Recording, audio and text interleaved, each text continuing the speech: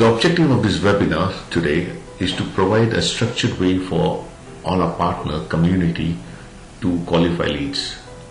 So that whether I'm in India or whether I'm in Middle East or Dubai or Saudi Arabia, we all use a standard way to qualify and qualify leads. Another objective is make sure that we use the qualification criteria and mechanism more effectively so that we could spend quality time on the leads that matter rather than going on with opportunities that are half cooked or are not fully qualified. And lastly, the objective of this webinar is to make lead qualification or Manact a habit across the company. So we all speak the same language when we qualify leads. Let's look at the current scenario and what it holds for us. Today we see in a tough situation, in recessionary trends, that all our partners, or rather most of our partners, have very few leads and they work with very few leads at hands. And this is perhaps one of the reasons why we work on every lead that comes away without really emphasizing on the quality and the criteria for working on these leads. Yeah. Another sad thing is everybody within the same organization have their own criteria or the judgment of whether they will win this deal or no. The view of the salesman is always positive, but the sales manager might be a bit conservative, and the top management may have a completely different view of what's going to happen. And because of different views, you're wrong. And we believe this criteria, Manact, will be a tool that you could use it effectively as a company-wide policy and criteria. Ever since we had this seminar a couple of years back, today more and more of our partners are using Manact, and they're using it extensively in their reporting, etc., which I will cover up in the next, later part of this presentation. Now, before going into Manact, let's look at the typical sales process that we have today. And I'm sure most of you will associate or identify this within your organizations. The moment you get a lead, you go and meet the customer, identify the requirements, come back, see if you can give a solution, speak to your consultant, and then you rush with a demo. Yeah, I know we have the best features in town, and we give the proposal, we negotiate, and then you win or lose or that comes on hold. So this is a normal criteria. But I just want to draw your attention to something more that a sales process should be covering up, which really is not covered it up. So I would call this as a product approach. And the sales approach is, first of all, we need to identify a target market. Is the world my market, or do I choose my market? And we look at lead generation and lead nurturing of what we can nurture, how we can nurture the leads. And here I would like to bring into the concept of hunting and farming. In your organization, we need to have a blend of hunters and farmers.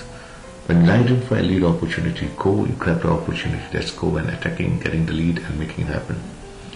But the success ratio in hunting is very low. Yeah. It probably will be 1%, 2%, or maybe 10% at max. Yeah. But you need to have that because you need to sniff current opportunities and go. A good way to improve ratio is by implying the law of farming. You identify your target market and then you go about a planned strategy of watering the plants or the target market, providing the manure, the food, so that it becomes an opportunity at the end of the particular period. When we talk about lead qualification as a process, is that a criteria? Today we are going to spend some time on lead qualification, and I hope after this we will all use Manact as a way of classifying or qualifying our leads. As the solution becomes more and more complicated, it's very essential that we need to map different people in the prospect's organization to help us identify their needs and behaviors and their areas of interest. I strongly recommend a genuine opportunity should have at least 3 people that you have met and contacted with an organization. That will give you a test to show that this opportunity is genuine is valid, and it's really a company-wide issue rather than just one guy seeking for information. We need to do need analysis and value creation. This is another major topic that we will cover up in the future. There's a big difference here between lead generation and requirement gathering. I'd just like to highlight a few points here for you. Requirement gathering is just fact finding. Customer says, I need multi-currency, I need multi-warehouse, I need, and you write it down and you map it with the feature. Yeah? And that's how you show it. Need analysis goes the next step. Once you have identified the fact, gathered the requirements, you need to go and explore it further by asking something what I call impactful question. How is this impacting the benefit? By having multi-currency or not having multi-currency, or by having a particular feature in the product or the pane, how it is impacting the organization.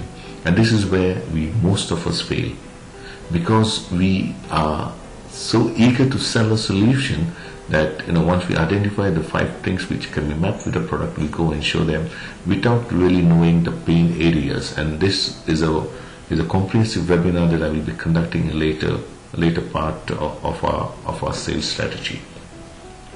Then we go up on map demos and reinstating part. It's again based on the value that we have created. We need to demos should we have value reinstation. Then we talk about opportunity assessment. At any point of time, a deal takes 3 to 6 months time to close. And during this time, it's very essential that we assess the opportunity on a weekly or fortnightly or a monthly basis, depending upon the value of the particular product. And here we need to identify and assess the key different things. We need to use Manact to classify it, qualify it, and ask, and there's a huge strategy in this which will be addressed in the future. Then look at account strategy as a whole. Are we meeting the right people? Do we need to align Sage? Do we need to get who people from Sage? And how do you look at the strategy control? Proposals and negotiations.